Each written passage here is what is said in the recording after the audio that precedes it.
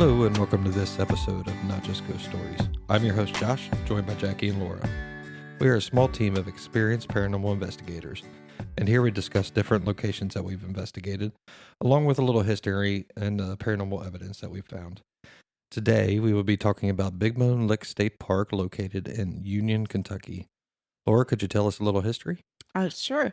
It's a little bit longer because this park has been there. It's considered a historic park. So in 1700, the Europeans discovered the land that would eventually become the state park. The Indians were already using the grounds for hunting and for collecting salt from the springs. The park got its name from the prehistoric bones and fossils literally littering the ground. Fossils of mastodons, mammoths, Harlan musk ox, bison, stag moose, ground sloths, and now extinct horses, deer, bear, and caribou have all been found on the property. Fossils from Big Bone have been sent to London, Paris, and even the White House as per requested by President Thomas Jefferson. The animals came to Big Bone for the salt, an essential part of their diet. The Indians followed the animal for meat and salt, and as settlers pushed westward, they came for the salt as well. It was from this area that Mary Ingalls escaped her Indian captors and made her way back to her home and family in Virginia. In 1780, a fort was built on an island in Big Bone Creek to help protect the settlers from the Indians. From 1798 to 1820, salt was so critical to frontier life that the Kentucky lawmakers passed a series of laws to regulate and encourage salt making. In 1812, salt making died off at Big Bone. In its place came health spas and a hospital where the spring water was taken to cure illness. Many families came from the south retreating from the yellow fever epidemic. And in 1833 and 1849, Kentuckians flocked to the Big Bone, hoping to avoid cholera outbreaks. In 1815, Clay Hotel was built. There were 3 doctors at Big Bone. One, a Dr. Stephen, built a hotel just across from the street from where the church sits now.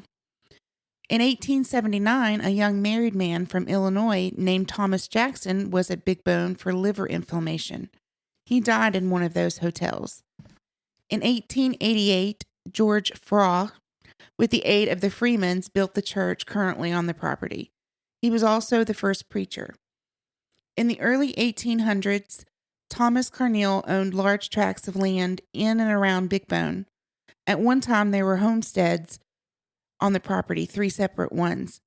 Stuart Baker purchased some of the land. He had 3 daughters and 5 sons by his wife and several more children by his slave, Rhett Connolly. The Baker family cemetery is still on the property. John Uri Lloyd started Big Bone Lick Historical Association, and in 1953, they adopted a resolution that urged the creation of the park. On July the 2nd of 1960, Big Bone Lick became a Kentucky state park with 525 acres, a campground, and a fishing lake. All right, thank you for the history, Laura. Now, we wanted to kind of say on this one, we were actually leads of a paranormal group hunt there. Right, Jackie? Yes, we every once in a while we'll pair up with other paranormal teams. There's no, personally me, there's no competition. I mean, if I can find a ghost, you can find a ghost. It's not a race. We're not getting paid for this. So when other paranormal teams need help, we're more than perfectly willing to help them. And he happened to be doing the public ghost hunts at Big Bone and needed some tour guides. So we went and volunteered. Plus, it means we get a free ghost hunt. We never turn those down. Ever. We like free. That's one of the best parts. So at this place, like Laura said, there's a lot of history, a lot of different things that go on here. I'll even say that a lot of my family is from down around the park area. I've known the park for many, many years. At some point, I even had an uncle that owned some of the park that was now bought out by the park systems and everything too. He found a whole lot of stuff there. There was a whole bunch of Indian heads. He has Even the Civil War was there at one point. He has a cannonball that actually came off the park property before it was the park property. It was his property at that time. So there's a whole lot of history that surrounds this from every angle of American history. It's just kind of crazy to think about what's actually sitting there. I mean, wouldn't you agree? Oh yeah, it's one of those places they find stuff all the time. Yeah. Still. It seems like almost every day they say it just washes up on the banks of the creek that's there. Yeah, that's why you're not allowed to take anything that you find off a big bone in the way of fossils or anything like that. Don't ask them if you can, run a Geiger counter over the land to find stuff, because the answer is no. Well, like we said, we were part of a group there. I came in a little bit later. I actually was working later that night. So you guys had started everything. So you guys want to walk me through what started there? We always start, most tour groups, and this one's kind of the same as us. We always start, there's a meeting place, which is in the visitor center. That way, there's always a bathroom there that you can use and things like that. And then we check out how many people are there. We go over some of the equipment that we have available for them to use. And then we break up into smaller groups and decide, instead of everybody going to the same place, the smaller groups, one will go to the church, one will go to the old visitor center, one goes to the cemetery, or, wherever we think we're going to get the, wherever we think is going to be good to investigate, which in that park is just about anywhere. Even one of the park rangers that was there, because they do keep someone there with us.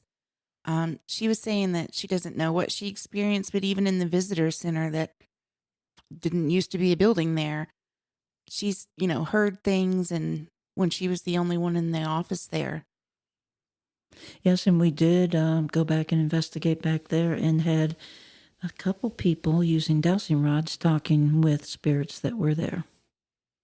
It just doesn't really matter where you go on that property. Now, I can say during our investigation, we had recorders going. Laura and Jackie, you guys had started that. I didn't get a whole lot off of those recorders, not a lot of out loud things. However, we got a lot of stuff, REM pod hits, dowsing pendulums, dowsing rods, general overall weird feelings in certain areas. It's like they prefer to interact, but not with voice. Yeah. Like they'll use whatever else you have out. They just don't really talk to you. Or they're on a frequency that a recorder just can't pick up. I'm not sure. Or I think they go the easiest way.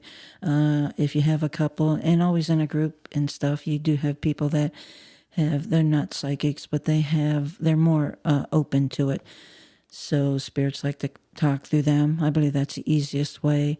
And then another easy way for them to communicate with us is through dowsing. And with the public hunts, we like to use the dowsing rods because we do seem to get a lot of hits off them.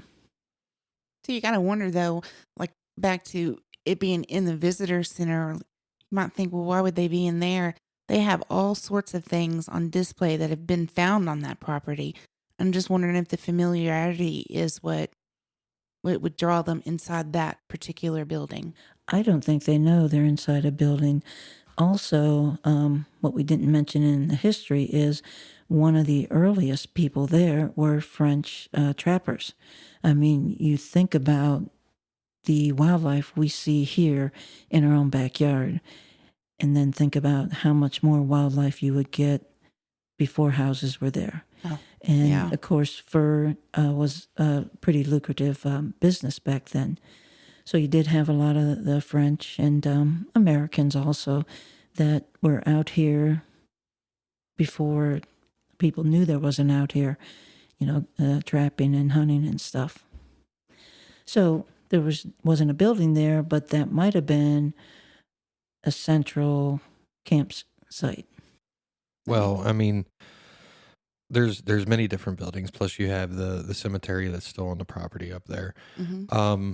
Let's start from the top of the property. Now, just kind of paint a quick picture. A lot of the property is kind of on a hill, and that hill is rather large. And it starts from the top. The top is where the campground is. There's actually a putt-putt course up there, a swimming pool up there.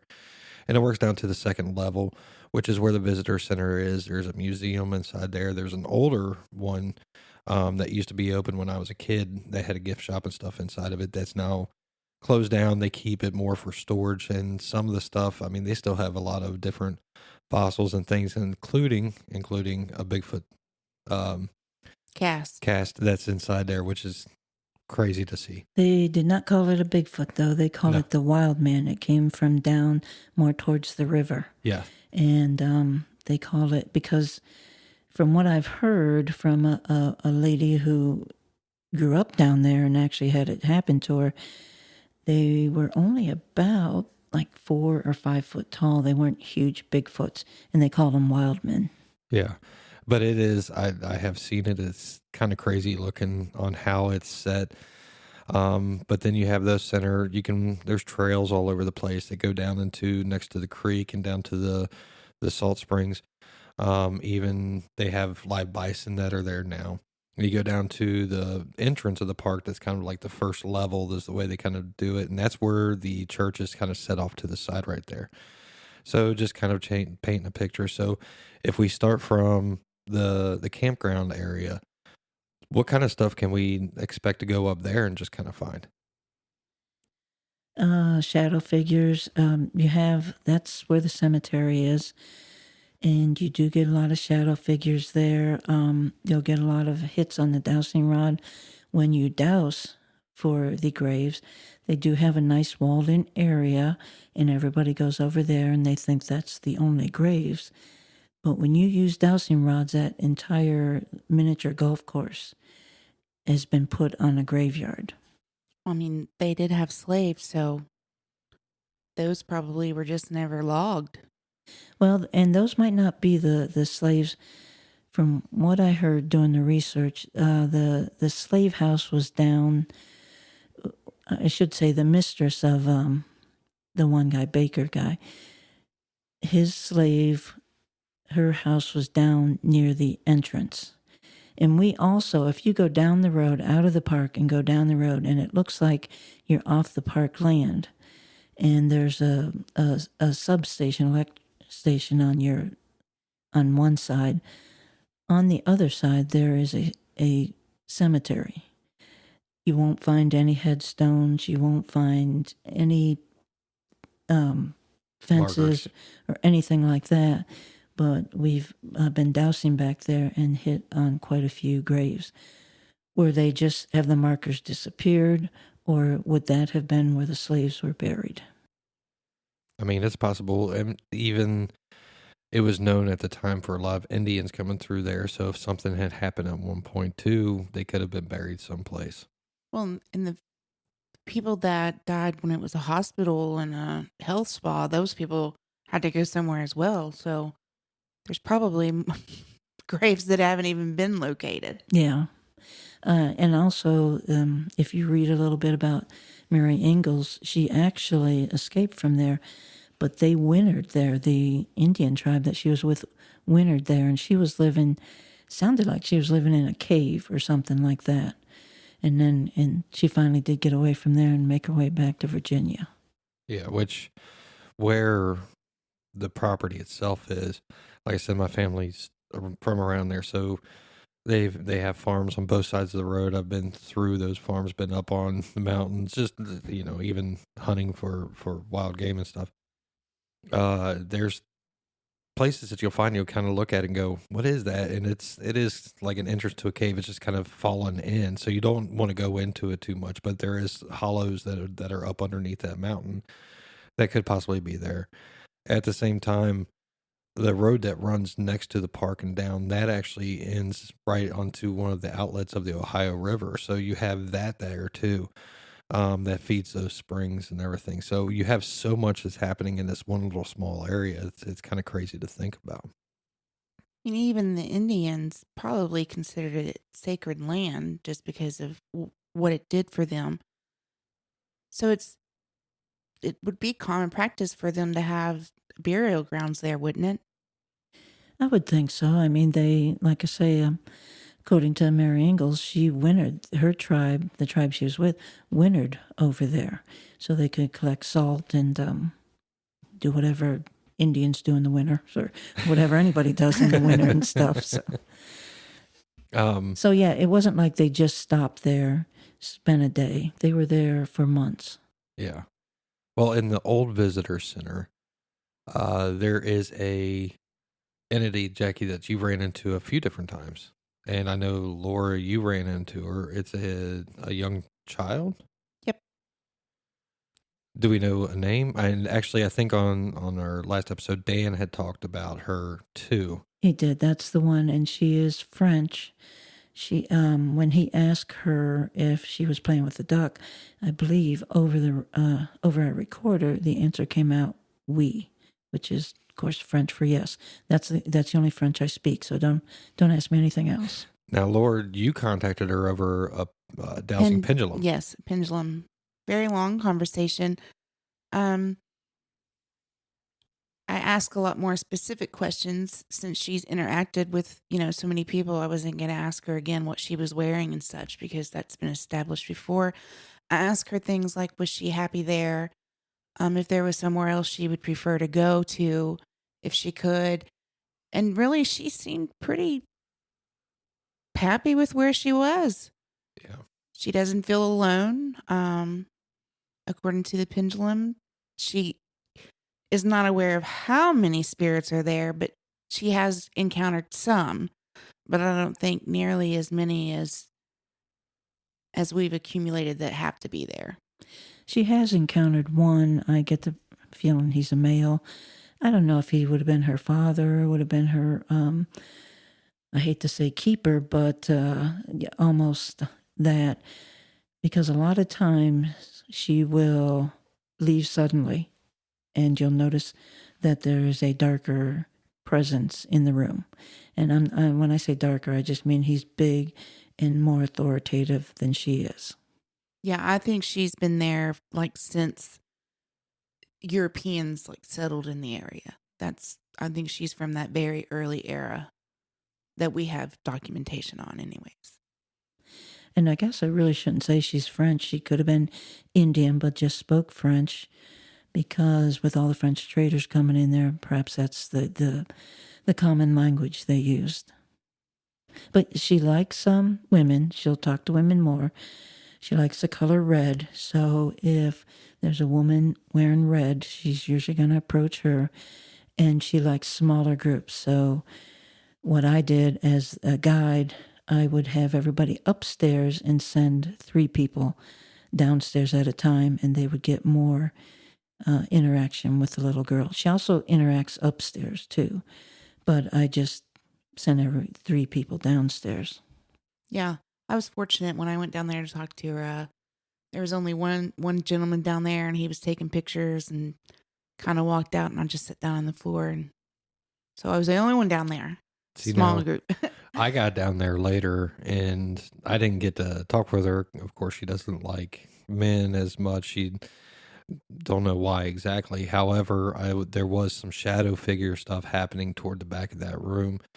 I had a feeling it was her. I was just kind of getting that little lighthearted feeling. She was kind of almost like a hide and seek type of thing, which was kind of fun. But I was like, oh, I just want to talk. And she, of course, didn't want to. I have played hide and seek with her. To go downstairs, there's a ramp, and it starts, and then it does a 90-degree turn, and it gets down to the bottom. I was standing at the bottom of that ramp, and I noticed a shadow would come down and peek around the corner. It was a small shadow. And I would kind of fade back, and then I would peek around the corner, and we played kind of hide and seek for about 5-10 minutes that way. That's interesting. Yeah. There would be a thrill. She does like to interact. She just doesn't like to interact with 10 people at once. And when that larger shadow, which I feel is a male, comes, she disappears. I mean, it's a spirit, but still the way that she interacts and doesn't interact in situations, she's definitely traumatized from something, I would feel. And it's interesting to talk to her because I asked her if she had a pet. And of course, with the dowsing rods, it's yes or no questions. So I asked her, was it a frog? Was it a horse? And then I started, was it an elephant? And when I said elephant, I get nothing, because this is a little girl that may have never left that area, and there weren't elephants there. Yeah, they when had she no was idea there. what that would be. So yeah. anytime you said elephant, camel, or anything that she wouldn't have run into, you get nothing from her because she has no idea what you're talking about. So, I mean, a lot of this is some interesting stuff that you'll find in just that one area right there. That's the old visitor center. And if you can ever get into a public hunt or anything there, it's probably one of the more fun places to check out, especially if you can get in touch with the girl or even try to figure out what this larger male spirit is also. That's a good one. Now the new visitor center is what the park calls it, because it's a newer building. They've rebuilt things, and it was a whole lot easier than trying to remodel the old one. I myself, when I was walking through it, I didn't feel a whole lot. Now, Laura, I know you got some stuff out of there. Jackie, did you get stuff out of there too? I didn't. I think, strange to say, I think it was only in the bathroom. Like you walked in the bathroom and went, I don't think I'm alone in here, even though you're the only one around. But the one thing I do have, the question about the visitor center I have, we had, I think it was a girl. She had the dowsing rods and she was talking to a spirit in the back. But I was just under the impression that spirit came with her or was somebody she knew. And because she was in a place where she was ghost hunting, she opened herself up to it. So I'm often wondering how many spirits in that visitor center have nothing to do with the park. I mean, that's a good question. Yeah, I'm And sitting here. I haven't Laura's said actually anything thinking because about I'm it. thinking about it. And I don't know, but That would also make sense in the visitor center too, though, especially with it being a little bit newer. Now they do have some fossils, and they have a ground sloth. I think it's a full skeleton of a ground sloth up there, right? Yes. Yeah, they didn't find the full skeleton. Like most things, they found one or two bones and then erected it from that. But yeah, it's a full-size skeletal sloth, Yeah. it's which a is taller than me. It's a very interesting little museum. It really is.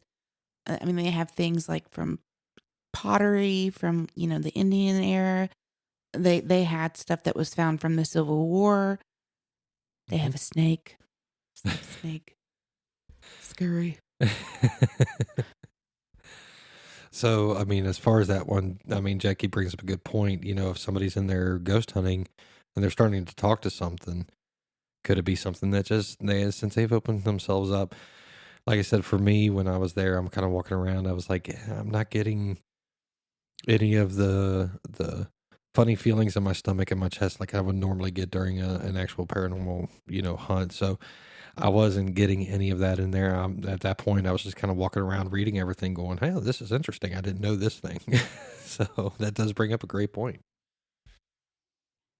Well, if you bring up that point, then anywhere you're in a public investigation, You have to wonder, you do. are the spirits from the place or are they just come in because of the person? Yeah, but at some of them, like the one that we put on for Gaines Tavern, and we've talked about this, there was some there, and we know for a fact it was part of the Gaines family or somebody around there, to a point where somebody went running. So it's just a matter of trying to figure that out, especially with us being more experienced and us being, leaders of a group. Seeing somebody talk and going, I'm not sure if that's actually part of here. That's a good thing on our side to kind of know. I did a ghost hunt. It was a public ghost hunt at Bobby Mackey's, and I remember what the guide said there. And I thought, this is kind of a good way to gauge it. He said, if you're down in the basement of Bobby Mackey's, which is not a nice place to be, well, I mean, it's a basement, but it's not one of those nice basements you want to hang around in. And you're sitting around there, and all of a sudden you're like, It's my Aunt Sally. She's come here. She's talking to me. Chances are Aunt Sally's not going to show up in Bobby Mackey's basement unless she had a past you don't know about. You might be talking to something that's more demonic than it is anything else. It's saying, calling itself whatever will Right. keep you talking to it engaged. Well, that's true too. I mean, all of these are points to think about, in order to try to make sure that, for one, you stay safe, the place stays safe, and kind of keeps your mind wondering, okay, what exactly am I talking to here? So you always have to kind of question those things. That's kind of our job as paranormal investigators, is to question everything, and then try to figure out whatever evidence is actually happening. That's kind of one of the whole entire big parts of being a paranormal investigator, right? That, and plus the fact that it also makes you wonder, what's the communication like on the other side, that Aunt Sally knows I'm at Big Bone wanting to talk to somebody and she just pops in? How does she get that message? I think that's probably beyond our explanation currently, but you got to be tied to some anchored, like maybe I imagine that there's like strings of energy that connect you to the people that are your people. Like you just have a connection. You don't have to be in the same place. Yeah. But I know, sorry, I got you off track, but basically, yes, I believe I think it was a woman and then a guy stepped up. I believe they were communicating through the dowsing pendulums with a spirit, but I'm not sure it was a spirit of Big Bone Lick. Okay. Well, I mean, like, we don't have a script that we go by here. We just kind of go with whatever we're feeling at this point, so we're good anyways. And on that note, we're going to end this episode and resume our conversation on the next episode about Big Bone, and try to figure out exactly what's going on. So until then, this has been Not Just Ghost Stories. We've been your host, Josh. Laura. And Jackie. And until next time, you can find information and contact us on our website at notjustghoststories.com and see evidence that we've discussed on Facebook at Not Just Ghost Stories. Thanks.